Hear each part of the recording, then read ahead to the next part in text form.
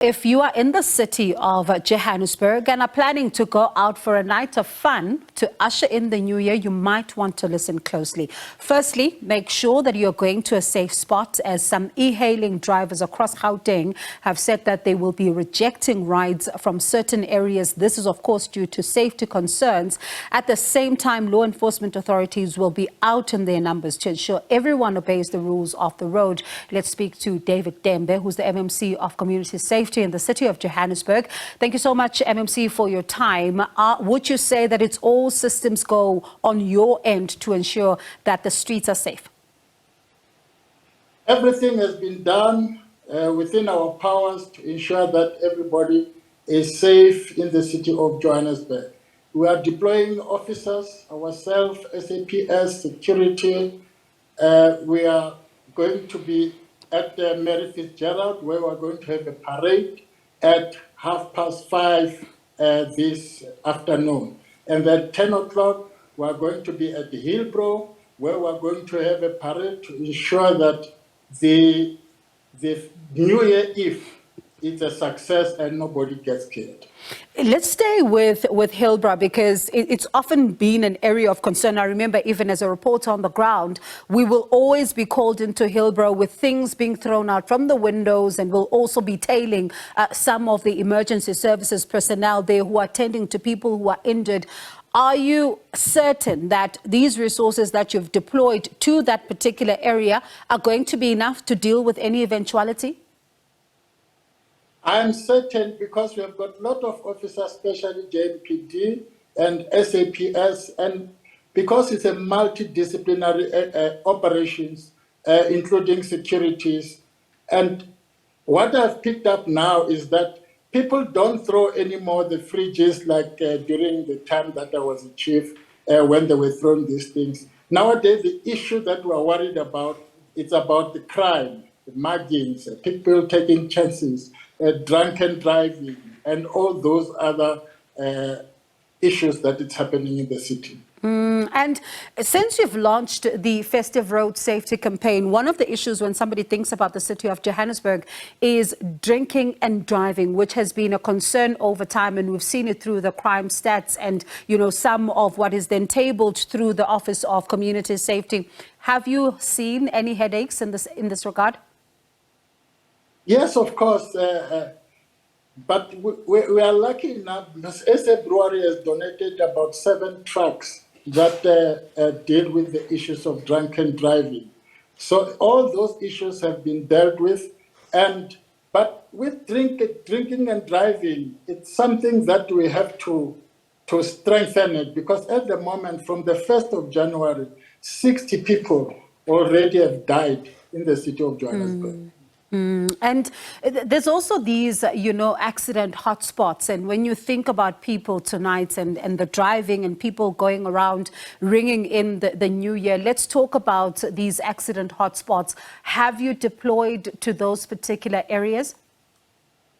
Yes, when one looks at N1, N3, N12, N14, that's where most of the pedestrian gets killed. Take, for an example, N14. N14 people cross the roads to go and drink on the other side because of that informal settlement. And then when you look at N12, they cross the road towards Elder Park and go and drink. And they cross the roads and it is dark, there's no lights. The thing that matters worse is this load shedding. Even if you drive around in N1, and M1 and N2 East, it is dark. And people are crossing there. So we've got a lot of pedestrian accidents. So that's where we have to deploy our officers, including the inner city, the derelict buildings. There's no lights. There's no water. So crime, it's a place whereby we have to deploy our officers to ensure that people are safe. And with Eskom now, implementing stage 4 since 4 o'clock this afternoon, let's talk about how you're going to be navigating that.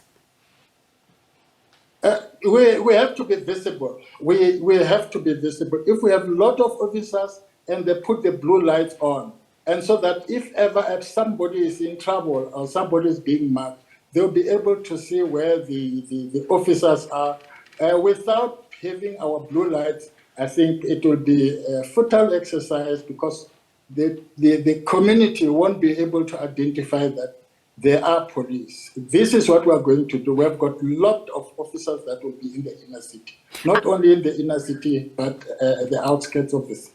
I know we're talking about the parade and the inner city and all of that, but without revealing much, because of course these are always surprises, can people expect roadblocks in some parts of the city?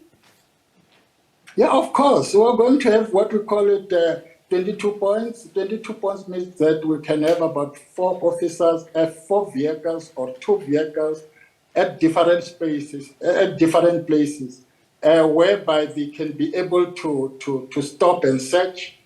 So we'll cover the whole city. I'm confident that we are going to reduce our fatalities and crime for this festive season compared to last year.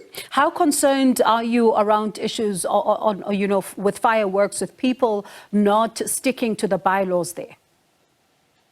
Yes, that's a problem because they do it everywhere. But what I can say to them, fireworks tonight, it's from 11 o'clock at night to 1 o'clock, if I'm sure, to 1 o'clock in the morning. So we are going to enforce those because if we find you doing that, it's about 1,505 in terms of our bylaws. And, sometimes we often see people choosing not to obey this and sometimes even some of the officers not being capacitated enough, particularly in residential areas where these are not designated areas, others even outside this 11 p.m. and 1 a.m. cut-off time, and saying that you don't have enough officers, therefore they can do as they please. How will you ensure that you also clamp down against that? We need to have roving officers or zonal policing. Zonal policing means that you have to drive from this point to that point at a certain time, and the other vehicle move from that point to another point at a given time, but not to have officers stationary. So that's how we can be able to cater for that. Remember, during the time of the former Mayor Mashaba, he employed 1,500 officers. So I'm certain that if we had proper commanders, then they'll be able to deploy them in those given places. Soweto, I've given them 100 officers, and Soweto has got about 250 officers, but we're still going to add more. So officers have, the regions and out of the city have been capacitated when it comes to officers. All right, Tembe, it's a long night ahead for you. I doubt you will get any sleep, but thank you so much for your time. Let's catch up with you in a couple of days' time to assess the situation and see if you were able to achieve all that you're setting out for yourselves tonight. Thank you so much. That is Tembe, the MMC of Community Safety in the City of Johannesburg.